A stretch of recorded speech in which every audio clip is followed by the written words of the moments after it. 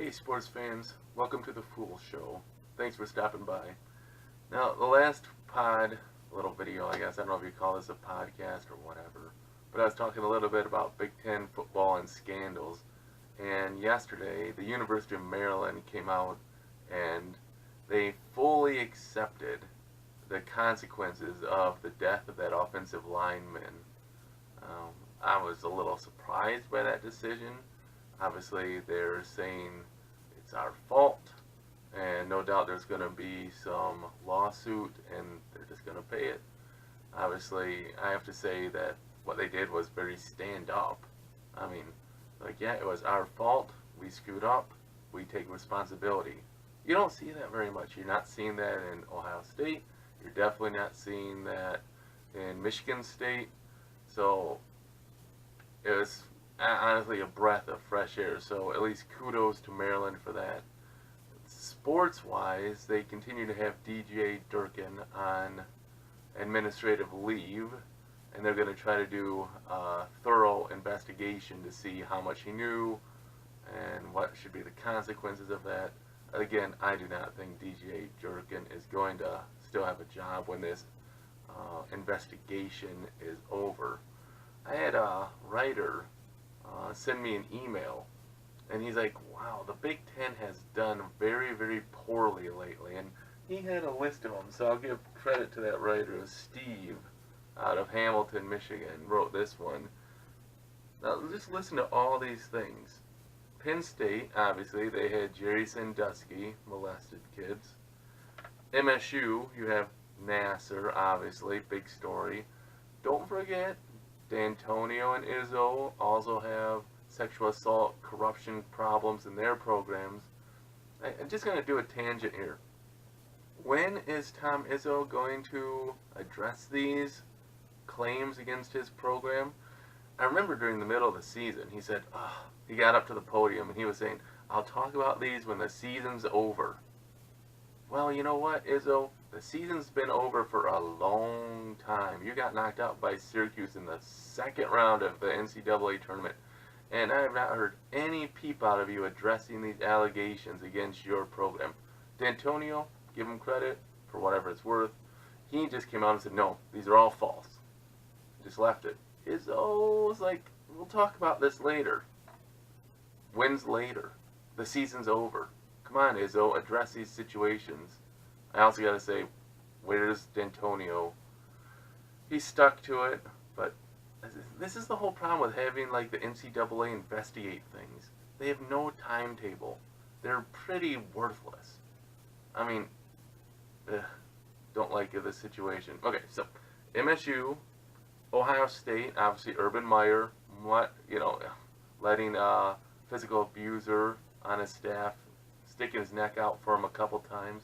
Not only that, but the Strauss molestation of wrestlers that happened for a long time. Then Strauss found out he was going to be charged for this and killed himself, so that's pretty much like admitting you're probably guilty. Of course, he won't be charged because he's dead. You have Minnesota players who wanted to boycott bowl games because they had players that were suspended for sexual assault. Then the cops didn't want to press any charges, so they thought they were fine. But then the football players were hit with a university law breaking. Then they threatened to boycott because they thought their 10 players were being unjustly prosecuted by the university. In the end, the university, it just washed out. But that happened. And then you had Illinois and Beckman. And he had to resign in 2015 because he was like lying about injuries and stuff like that to his players. So the Big Ten's had a lot of black eyes. Now, I will throw in, it's been a long time ago. I'm a Michigan man. I love them. Now, obviously, you had the Fab Five taking all kinds of money, Chris Webber, Tractor Trailer, other players like that. So we had that controversy. I'm not overlooking that. But this is more recent, at least coming to light. Obviously, the sexual assaults by Nasser and Strauss and Sandusky happened over years and years. I'm just looking more at like seriousness. I mean, don't get me wrong, it's illegal to take money for sports, but these ones are like sexual crimes. It's like, okay, a different category. But just throwing it out there, some people who won't get upset at me for saying, well, what about Michigan and the Fab Five? Yeah, fine. So the Big Ten's had a lot of bad situations. And then, like, just in my Twitter world, people are like, oh, the Big Ten's so arrogant. I don't know. Is that true? I mean, I'm in the Big Ten. Do people really think the Big Ten fan base is arrogant? Are we? I mean, I hate the SEC. And probably because ESPN worships them, thinks they're the greatest thing ever. But maybe that's just my own bias. I wonder if the SEC thinks the Big Ten's, all arrogant. Like, oh, they just go on all their traditions. And they think they're so great. I don't know. When you're in the situation, it's hard to see yourself outside of what's going on. So let me know. Do you think the Big Ten Conference is arrogant?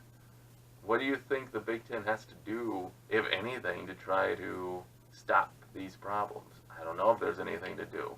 I don't know. Two other little side notes here. Congratulations to the Baltimore Orioles. Just a couple days ago, they were 50 games out of first place. 50. 5-0. According to the Tiger broadcast last night I was watching, they said they've been eliminated from winning the division already. Of course, Boston's just destroying that division. They're 10 games up over even the New York Yankees. But 50 games out. So they said they were eliminated on August 13th. They were eliminated. That's hilarious. What a poor season. I bet their attendance is struggling a little bit.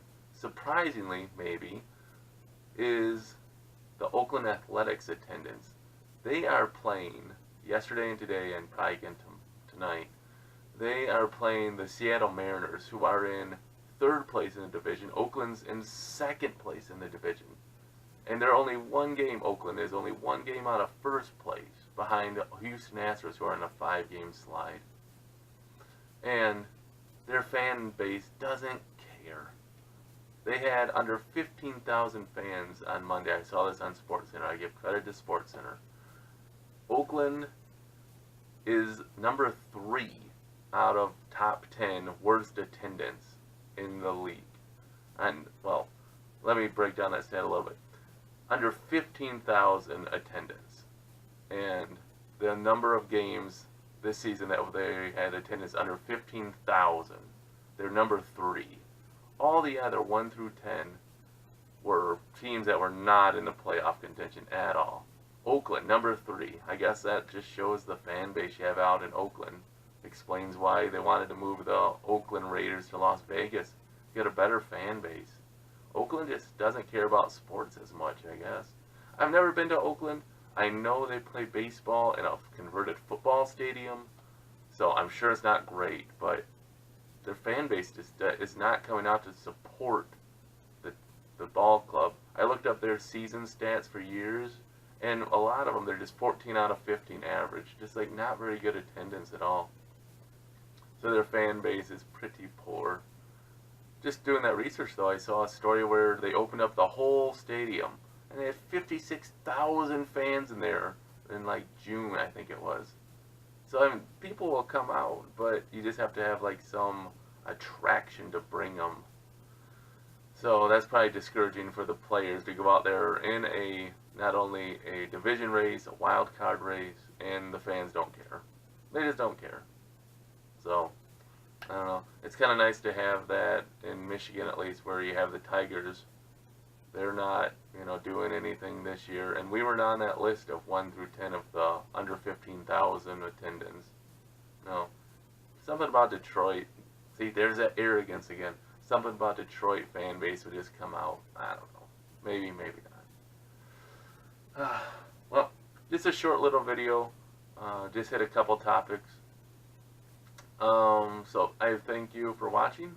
If you like it, give me a thumbs up. If you want to subscribe, great. Getting a few subscriptions and a few comments, that really helps me. Give me some topics you would like to hear my foolish opinions on. Later this week, I think I'm going to talk about fantasy football. I mean, do you guys do fantasy football? Probably you do. But the second question, do you do like some humiliating, punishment for last place saw that story on SportsCenter. I wonder if anyone else does it. I think I'll talk about that later this week. All right. Again, thanks for watching. This was the Fool Show, and go Blue.